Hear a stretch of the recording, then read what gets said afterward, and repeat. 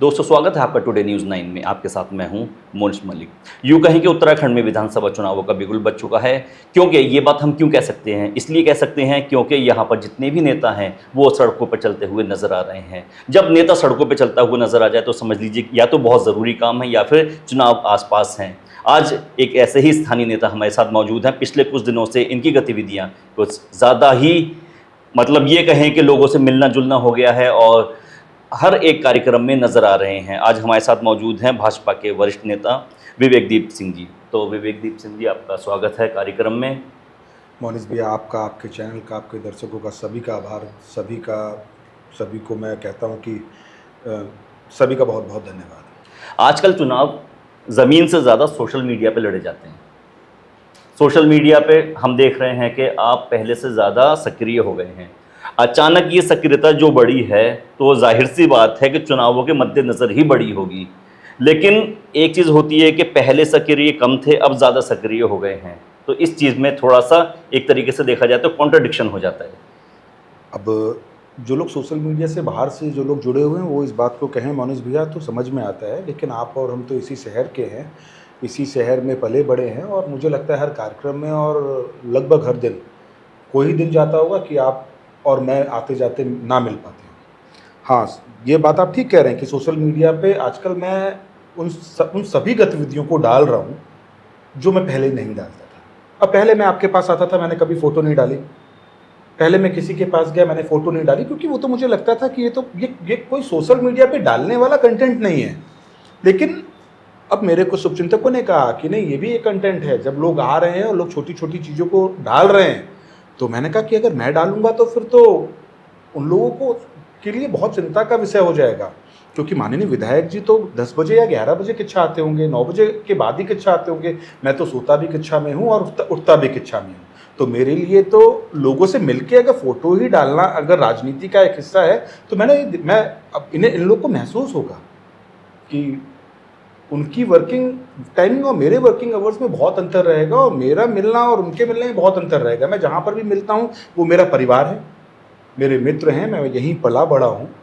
मेरा शहर और गांव दोनों जगह से मतलब लगाव कुल है। मिलाकर आपको सोशल मीडिया का महत्व समझ में आ गया है कि बिना सोशल मीडिया के आज के टाइम पे चुनाव लड़ना एक तरीके से असंभव समझा जा सकता है। मैं सोशल मीडिया पे पहले भी अगर आप मुझे देखेंगे तो अगर कंपैरिजन करेंगे और किच्छा के लीडर्स के में, तो मेरा सोशल मीडिया और लोगों की फॉलोइंग के मुकाबले अच्छा है। अगर आप देखेंगे मेरी रील्स, मेरी जो भी कंटेंट रहते हैं वो पहले से ही अच्छे थे। लेकिन हाँ, अब मैंने एक छोटे से जो विषय कि मैं अपने, अब मेरे लिए तो यहाँ पे जो भी हैं सब परिवार के सदस्य हैं, मैं उन लोग के बीच में जा रहा हूँ, अब वो भी मैं डाल रहा हूँ। अच्छा, वैसे अगर आपकी बात ना करें, हम एक ओवरऑल बात करें तो तमाम नेता, चाहे वो किच्छा के हों, रुद्रपुर के हों, टनकपुर के हों, अल्मोड़ा के हों या किसी भी क्षेत्र के हों, पूरे इंडिया में वो अचानक से पिछले 2-3 सालों में सोशल मीडिया पे पूरी तरीके से एक्टिव हो चुके हैं। सोशल मीडिया बहुत तो क्या ये मान के चलें कि आला कमान लाइक्स देखता है, शेयर गिनता है या व्यूज़ देखे जाते हैं?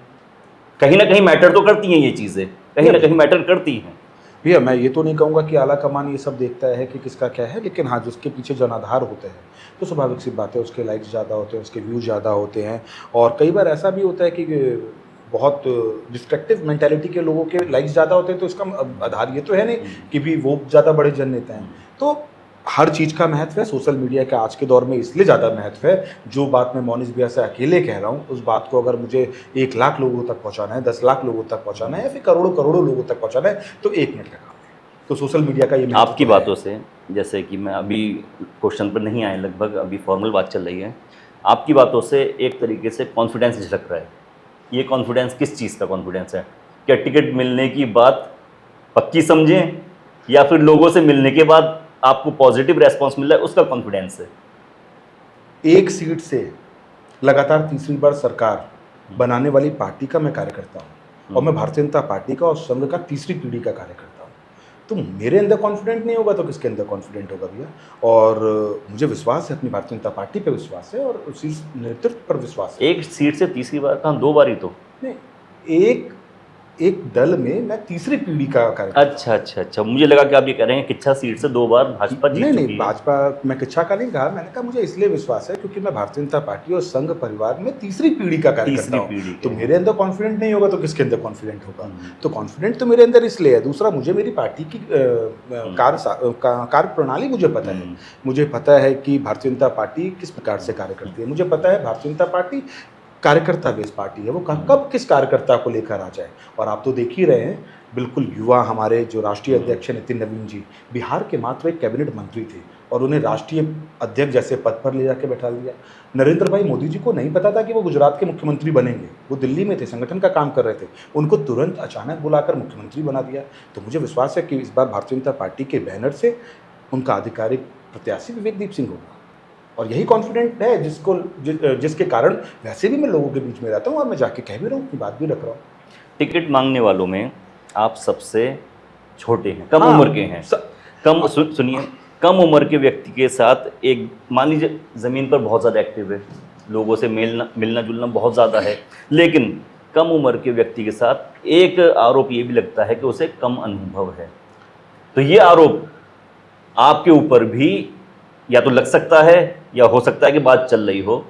देश की आज़ादी में फांसी पे चढ़ने वाले जो लोग थे वो 23 साल, 24 साल, 20 साल, 22 साल के थे। लेकिन आज जब आज़ादी में जब लोगों को याद किया जाता है तो उन लोगों को ज़्यादा याद किया जाता है। मोनिश भैया, अगर किसी में कर गुजरने की अगर क्षमता है, निर्णय लेने की क्षमता है, तो हमारे युवाओं में है। और रही बात कम उम्र की या अनुभव की, तो मैं आपको बड़ी ईमानदारी से बताऊं, राजेश शुक्ला जी, तिलकराज भेड़ जी बहुत वरिष्ठ हैं। और भी लोगों की मैं कहता हूँ, वो सब भी आयु में तो सभी मुझसे वरिष्ठ हैं। अगर मैं सबसे कहूँ तो सब लोग लगभग पिता तुल्य हैं। सबसे छोटे आप? सबसे छोटा मैं हूँ। बहुत बड़ा डिफरेंस है, यानी 15 साल, 20 साल, 25 साल का डिफरेंस। बिल्कुल। लेकिन मैं 2006 से मैं एक्टिव हूँ। मैं विद्यार्थी परिषद छात्र संघ की, मैं संगठनात्मक राजनीति में 2006 से एक्टिव हूँ। युवा मोर्चे में मैं 2008 से एक्टिव हूँ। लगातार दायित्व पर रहा।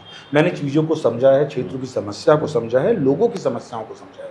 तो अनुभव की अगर आप बात करेंगे तो ऐसे तो बहुत सारे अनुभव, मैंने ये बात बोली, आपको अनुभव ज़्यादा हो सकता है, लेकिन अगर आपकी आयु कम है तो आप पे ये आरोप लगता है कि भाई अभी अनुभवहीन है। ये आरोप लगाने वाले लोग अपनी गिरबान झाँक कर देखिए, किच्छा में जाकर देखिए ना, किच्छा के आम जन के बीच में जाकर देखिए ना। विवेकदीप सिंह जिस प्रेम और स्नेह के साथ किसी के साथ भी बैठ सकता है, किसी के परिवार में जा सकता है, जो प्रेम विवेकदीप सिंह का है, जो विश्वास लोगों को विवेकदीप सिंह पे है, और लोग जाके जमा कर दिखाएं ना। मेरी एंट्री तो परिवार की तरह है। मैं तो किसी के घर में किचन से लेके बेडरूम तक जा सकता हूँ। ये स्नेह है मेरा। और लोग जाकर देखिए ना, तब पता चलेगा। विश्वास तो आपको चुनाव में पता चलेगा, विश्वास तो आपको अभी 2 महीने बाद पता चलेगा। और मेरा विश्वास ऐसा है मोनिश भैया कि मैंने आज तक जितने भी कार्यक्रम करे, उस कार्यक्रम मेरे रिकॉर्ड को मैं ही तोड़ता हूँ और कोई नहीं तोड़ पाया। आज तक किच्छा के इतिहास में बाइक रैलीज बहुत सारी हुई, लेकिन मेरी बाइक रैली का कभी कोई नहीं तोड़ पाया। जो भी कार्यक्रम मैंने करे, जिस लायक जो कार्यक्रम रहे, मैंने सब विश्वास के दम पर ही करे। और मैं तब भी बहुत छोटा था। 2016 और 2026, आज से 10 साल पहले मैंने तिरंगा यात्रा निकाली थी, और वो किच्छा के इतिहास की आज तक की सबसे बड़ी यात्रा थी। और मैंने जो भी कार्यक्रम करे, लोगों के विश्वास पर, लोगों को शुरू से मेरे पर विश्वास है। लोगों का शुरू से विश्वास रहा है। चलिए मान लेते हैं कि पार्टी आप पे भरोसा करके आपको टिकट दे देती है। मैं कह रहा हूँ, फिर आपसे कह रहा हूँ, इसमें आपको सुधार करने की आवश्यकता है। मान नहीं लेते, मैं तो अस्वस्थ हूँ, बिल्कुल अस्वस्थ, ओवर कॉन्फिडेंस है। मैं फिर आपसे कह रहा हूँ, अब मुझे आप पे विश्वास है ना कि आप मेरे भाई हैं, आप सही होंगे। ये मेरा ओवर कॉन्फिडेंट नहीं है, आप मेरी बात को समझिए। ओवर कॉन्फिडेंट नहीं है, विश्वास है। मैं भारतीय जनता पार्टी का कार्यकर्ता हूँ भैया। आपको मतलब आपकी झोली में टिकट गिर चुका है? फिर मैं कह रहा हूँ, झोली में टिकट नहीं गिर चुका है। मुझे विश्वास है कि भारतीय जनता पार्टी इस बार युवा को मौका देगी, मुझको मौका देगी।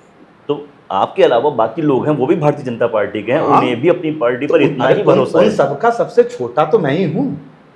वो सभी विश्वास मेरे ऊपर जता देंगे। क्या पता, आप देखिए, आपको देखने को मिलेगा। चलिए, कितने टाइम बाद पता चल जाएगा हमें ये? जब टिकट होगा तभी आपको पता चलेगा। तो मतलब ये मान के चलें कि आपका टिकट कंफर्म है? हाँ, यानी कि मैं तो इस बात से आश्वस्त हूँ कि भारतीय जनता पार्टी की कार्यप्रणाली, और मेरे संगठन का जो नहीं, आप घुमा फिरा के जवाब दे रहे हैं। घुमा फिरा के क्या, मैं सीधे बोल रहा हूँ, मैं सीधे आपको बता रहा हूँ। मुझे कहना है कि आप ये मुझे कहना है कि आप ये बात मत बोलो कि मान लेते हैं, और जब मैं उसका जवाब मांग रहा हूं तो आप कह रहे हैं घुमा फिरा के जवाब दे रहे हैं। मैं आपसे कह रहा हूँ कि इस बार विवेकदीप सिंह की भारतीय जनता पार्टी के बैनर से चुनाव लड़ेगा और भारतीय जनता पार्टी की झोली में इस सीट को देने का काम करेगा। कंफर्म है? और कैसे करके कहूँ अब, आप मुझसे यानी कंफर्म कहने से ही कंफर्म होगा क्या? इतना कह तो रहा हूँ, यही तो कंफर्म है। चलिए, बहुत अच्छी बात है, ये आपका कॉन्फिडेंस है और आपका खुद पे अपनी पार्टी के ऊपर जो भरोसा है उसके आधार पे आप ये बात कह रहे हैं। इसलिए मुझे खुद पे इसलिए भरोसा है भैया, क्योंकि मैं इस पार्टी में, मैं इसी पार्टी में पला बड़ा हूँ। मुझे इसलिए भरोसा है, मैंने देखे हैं उदाहरण, मुझे इसलिए भरोसा है। चलिए, अच्छी बात है, अगर ऐसा होता है तो बहुत अच्छी बात होगी। आपके साथ साथ बहुत से लोग ऐसे होंगे, अगर आपको टिकट मिलता है तो उन्हें टिकट नहीं मिलेगा। टिकट तो एक ही है, एक ही व्यक्ति, एक ही है, एक ही को मिलेगा। तो आमतौर पर ये देखा जाता है कि जैसे कि इलेक्शन आते हैं और बगावतें शुरू हो जाती हैं। पिछले इलेक्शनों में किच्छा में बगावतें हुई थी और हर इलेक्शन में कहीं ना कहीं बगावतें होती हैं, तो उस चीज़ को कैसे हैंडल करेंगे? भैया देखिए, बगावत व्यवहार के कारण हो सकती है। मैं कभी किसी के लिए कोई ऐसा व्यवहार नहीं रखता हूँ कि मैं ऐसा अवसर दूँ, लेकिन उसके बावजूद भी किसी व्यक्ति की प्रवृत्ति और कोई व्यक्ति ऐसा करेगा, इसको हम पहले से अगर मान के बैठेंगे तो ये मुझे लगता है हमारी मूर्खता है। भारतीय जनता पार्टी कार्यकर्ता बेस पार्टी है और डिसिप्लिन में रहने वाली पार्टी। जैसी कंडीशन आएगी वैसे ही देखा जाएगा। नहीं, डिसिप्लिन में रहने वाली पार्टी, मुझे नहीं लगता कि कोई बगावत करेगा।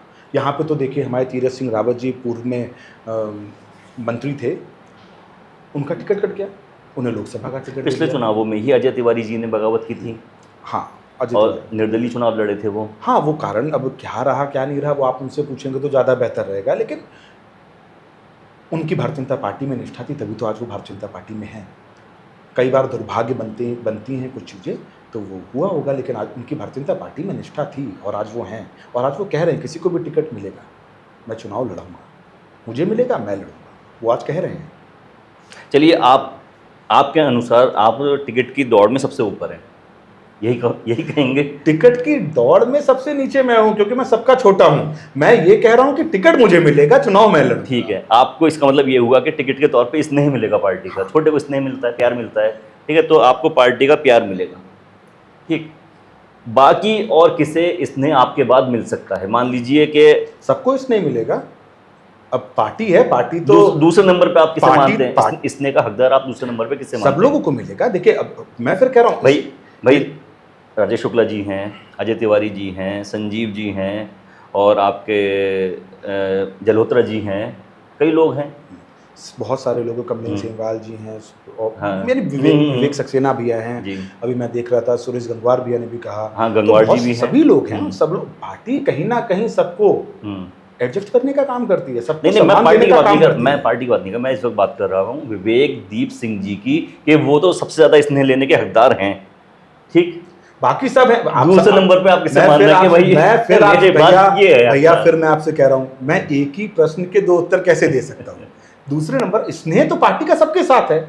मतलब 100 मीटर की दौड़ है, जो पहले आ गया वही नहीं भैया, 100 मीटर की दौड़ कोई दौड़ नहीं है, सब पार्टी के लिए काम कर रहे हैं। और सब देखिए, राजेश शुक्ला जी पर पार्टी ने 4 बार भरोसा जताया, 1 बार 2 बार 3 बार 4 बार भरोसा जताया, और पार्टी को तो 2 बार सही साबित हुए, वो बिल्कुल साबित हुए, 2 बार सही साबित हुए, 2 बार सही साबित हुए।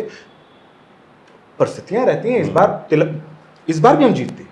अगर तिलकराज बेहड़ जी सिंपैथी लेकर अगर क्षेत्र में नहीं होते, ये सिंपैथी क्या, मैं किच्छा के लोगों को बहुत अच्छा मानता हूँ, मैं किच्छा में पला बड़ा, मुझे पता है किच्छा के लोग की प्रवृत्ति, बहुत प्रेम करने वाली, बहुत सम्मान करने वाले लोग किच्छा में रहते हैं। किच्छा के लोगों ने देखा तिलकराज बेहड़ जी बहुत अस्वस्थ हैं, उन्होंने कहा, अपने मुंह से कहा, मैं तो ये सोचता हूँ कांग्रेस किस प्रकार से जाएगी, तिलकराज बेहड़ जी किस प्रकार से जाएंगे जनता के बीच में, क्योंकि उन्होंने कहा था कि ये मेरा अंतिम चुनाव है। उस सिंपैथी के कारण वो जीत पाए।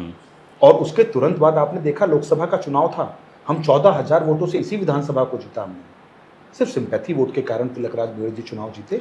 और वरना इस बार भी हमारा ही विधायक होता, पर कोई नहीं।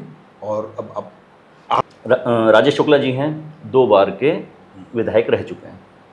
ठीक, उनके पास राजनीति का एक अच्छा अनुभव है, जीतने का अनुभव भी है उनके पास। दूसरी तरफ आपके सुरेश गंगवार जी हैं, उन्होंने एक तरीके से जनता ने उन्हें प्यार दिया और जिला पंचायत अध्यक्ष की सीट पर वो काबिज रह चुके हैं, लगातार रह चुके हैं, उनका पूरा परिवार पॉलिटिकल है। तीसरी आ जाती है आपके विपिन जल्होत्रा की, अगर हम बात करें तो वो ब्लॉक प्रमुख भी रह चुके हैं। तो ये तीनों लोग तो ऐसे हैं जो पदाधिकारी रह चुके हैं और जीत चुके हैं, चुनाव जीत चुके हैं जो। तो ऐसे में विवेकदीप सिंह पर पार्टी क्यों भरोसा जताएगी? मैंने फिर आपसे कहा कि कितने सारे उदाहरण हमारी पार्टी में हैं अभी, क्योंकि इन लोगों का टिकट काटना, भैया इन लोगों का टिकट अगर ये मानते हैं तो इन लोगों टिकट काटने के लिए एक बहुत ज्यादा सॉलिड पॉइंट चाहिए होगा। मोनिस भैया, मुझे आप ये बताइए, नितिन नवीन जी के पास क्या बहुत बड़ा सॉलिड पॉइंट था? अब थोड़ी देर के लिए जो प्रश्नकर्ता भी एक के मन में जो विषय हैं वो विषय निकल के आ जाएंगे। थोड़ी देर के लिए मैं पत्रकार और आप विवेकदीप सिंह, मैं आपसे पूछता हूँ, नितिन नवीन जी के पास वो कौन सा सॉलिड पॉइंट था? क्या किसी ने नाम सुना था पूरे भारत में कि उनका नाम वो रेस में है? दुनिया भर के बड़े बड़े न्यूज चैनल किसका नाम चलाते थे? उसमें क्या नितिन नवीन जी का नाम था? उन पे भरोसा जताया आला कमान ने। क्या आला कमान को जब भरोसा जताना होता है तो आला कमान के भरोसा जताने के जो पैरामीटर्स हैं वो हम लोगों की सोच से बिल्कुल अलग होते हैं, और उन पैरामीटर्स को जो उस संगठन का व्यक्ति है वो बेखूबी समझ सकता है। मैं अगर कोई बात कह रहा हूँ तो मैं बहुत सोच समझ के बात कह रहा हूँ। मैं तीसरी पीढ़ी का कार्यकर्ता हूँ, मैं तीसरी पीढ़ी का स्वयंसेवक हूँ। मेरे दादाजी ने आज़ादी की लड़ाई इसी संगठन के बैनर पर लड़ी। वो मैं वो सौभाग्यशाली व्यक्ति हूँ, पूरे भारत में आज़ादी की लड़ाई लड़ने वाले कांग्रेस के बैनर को मानते थे। मेरे दादाजी उस समय भी कांग्रेस के विरोधी थे, वो हिंदू महासभा के सपोर्टर थे। हिंदू महासभा से ही राष्ट्र स्वयंसेवक संघ, कुछ लोग निकले और उन्होंने राष्ट्र स्वयंसेवक संघ की स्थापना हुई। राष्ट्रीय स्वयंसेवक संघ में गए, वहाँ से जनसंघ बना। उस विचारधारा से मैं हूँ, तो मुझे पता है, मुझे इसलिए मुझे विश्वास है। चलिए, अब जब इस पे जब आप आएंगे तब आपको लगेगा विवेकदीप सिंह सबसे मजबूत है, कोई नहीं है, मेरे अलावा दूसरा कोई व्यक्ति ऐसा नहीं है।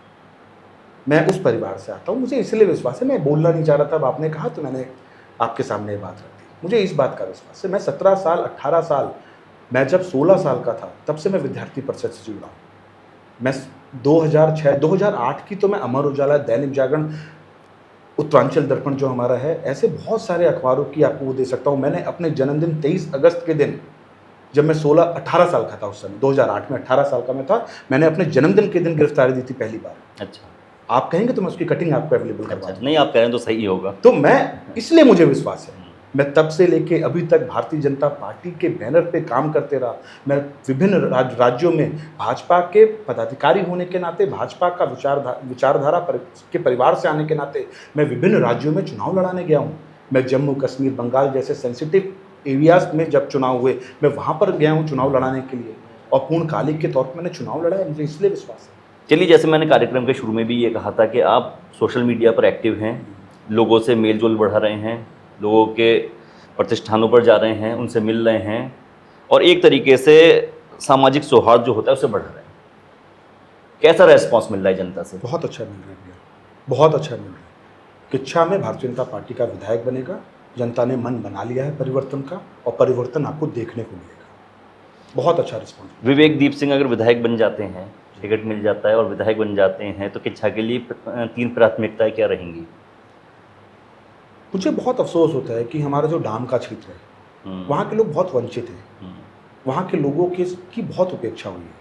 किच्छा और डाम को जोड़ने के लिए एक आधुनिक पुल की आवश्यकता है। किच्छा में अभी आप देख ही लेंगे, ड्रेनेज की बहुत ज़्यादा कमी है। यहाँ पे एक बहुत अच्छे ड्रेनेज सिस्टम की बहुत आवश्यकता है। ग्रामीण क्षेत्र के लोग बहुत ज़्यादा परेशान हैं।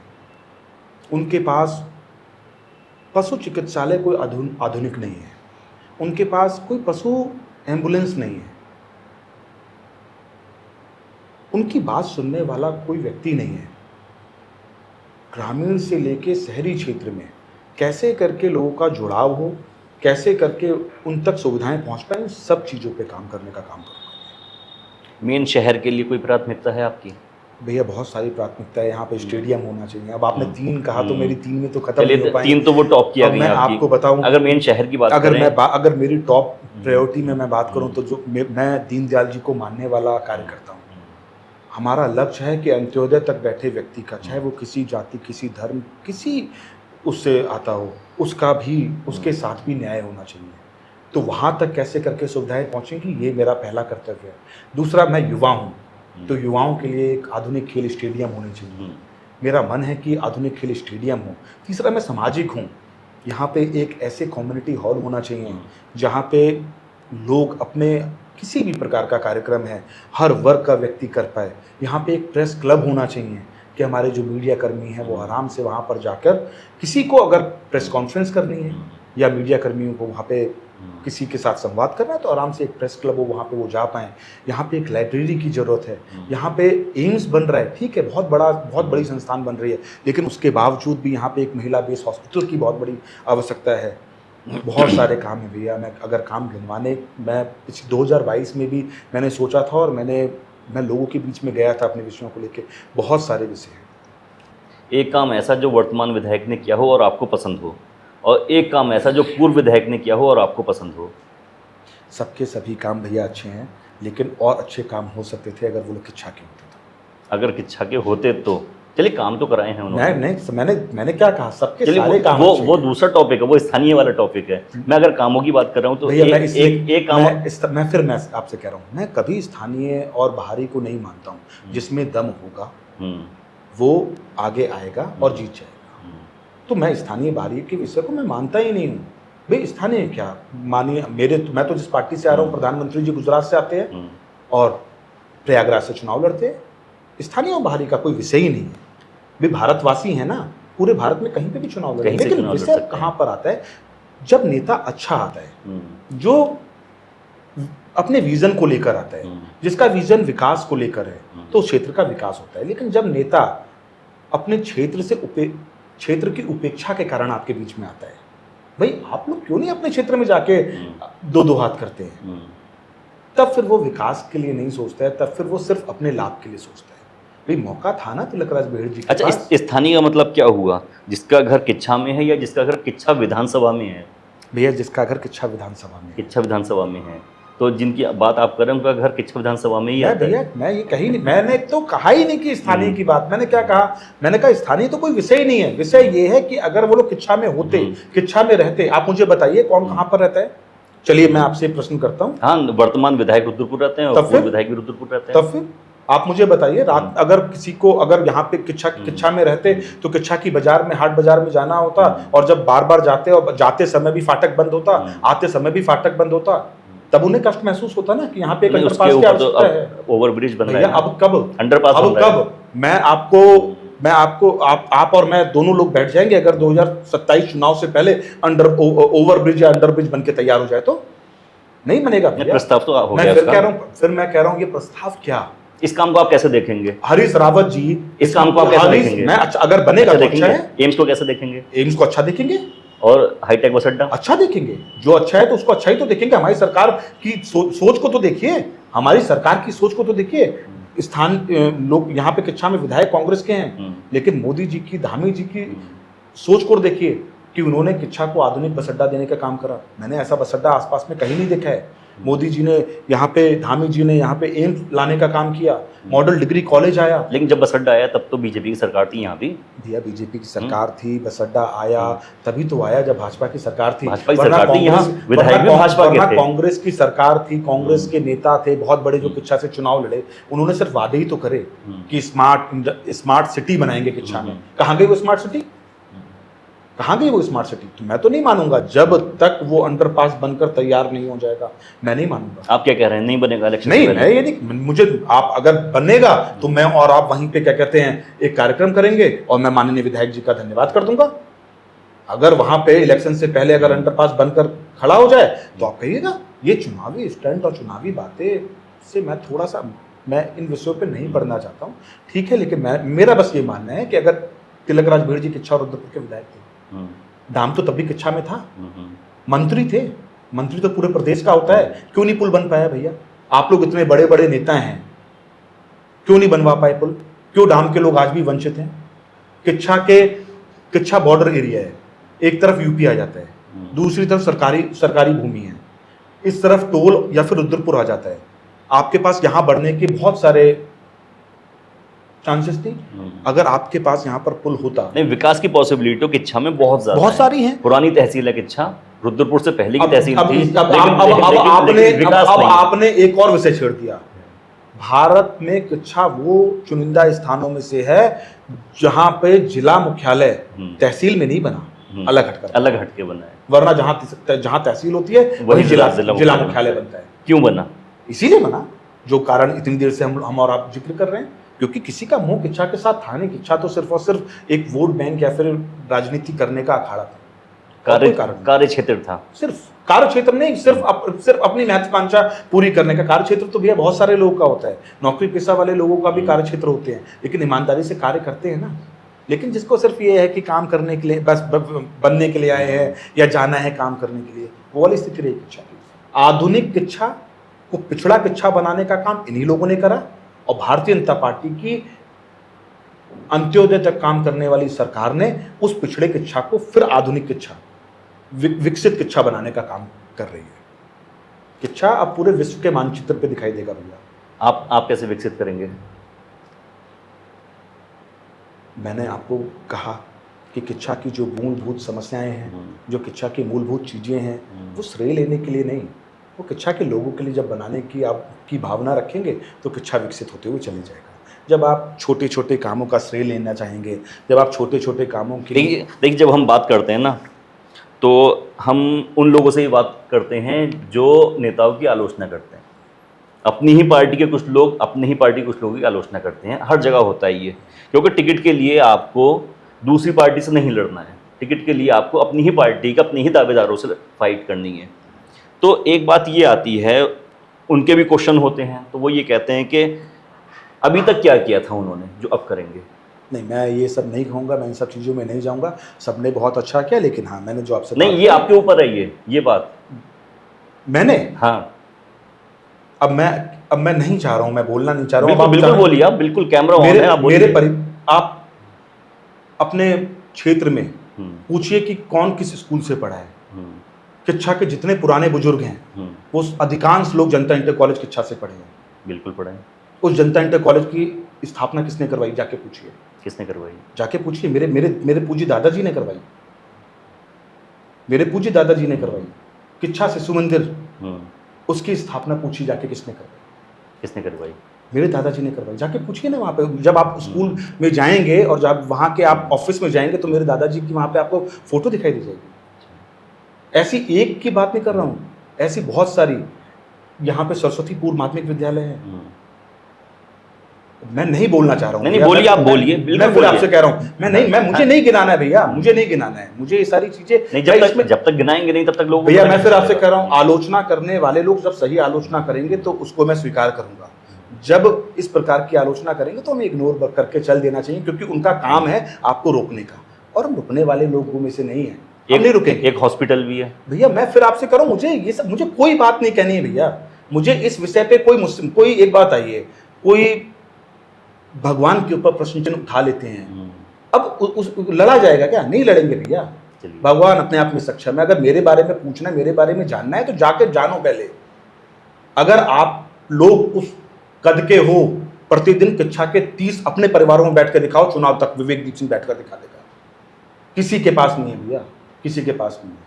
अब मैं कहना नहीं चाह रहा हूँ, मुझे कहना मुझे शोभा नहीं देता है, ये अच्छी बातें नहीं है। ये मेरे परिवार के संस्कार हैं, कभी हमारे यहाँ किसी ने वो नहीं करा। पर अब आपने प्रश्न किया, मैं नहीं कहना चाहता, बार बार आपने मुझसे कहा, तो मैंने इस बात का जवाब दिया। हमारा काम तो निकालना है, आप जाके हमारा काम तो निकालना है। और जैसा कि आपने देखा है, हमारे साथ इस वक्त विवेक दीप सिंह जी मौजूद थे, और इन्होंने हर एक सवाल का बहुत माकूल जवाब दिया, और माकूल के साथ साथ इन्होंने बातों को तथ्यों के साथ जवाब दिया, और तर्कपूर्ण बातें इन्होंने की। हालांकि कुछ बातों से लगा के कॉन्फिडेंस की जगह ओवर कॉन्फिडेंस है, लेकिन उन्होंने भी इस चीज़ को बहुत अच्छे से हैंडल करते हुए उन्होंने उन बातों को भी बहुत अच्छे से हैंडल किया, और उसका बिल्कुल एक जो सटीक कहते हैं विश्वास से परिपूर्ण जवाब सामने निकल कर आया। आने वाला समय बताएगा, ज़्यादा दूर नहीं है समय। सुनने में ये आ रहा है कि इलेक्शन हो सकता है कि यूपी के विधानसभा चुनावों के साथ उत्तराखंड के भी हो जाएं, लेकिन अभी तक बात क्लियर नहीं हुई है। अगर ऐसा होता है तो 2-3 महीने पहले ही चुनाव हो सकते हैं, लेकिन जब तक डेट नहीं आती, चुनाव आयोग की तरफ से कोई नोटिफिकेशन जारी नहीं होता है, तब तक कुछ कहना जल्दबाजी होगा। टिकट एक ही व्यक्ति को मिलना है, दावेदार कई हैं। सभी लोग सड़कों पर हैं, जी तोड़ मेहनत कर रहे हैं, लोगों से मिल रहे हैं और अपनी अपनी दावेदारी आला कमान के सामने पेश कर रहे हैं। जल्द ही खुलासा हो जाएगा और हर एक किच्छा की राजनीति का हर एक पहलू हम आपके सामने लेकर आते रहेंगे। हमसे जुड़े रहें और देखते रहें टुडे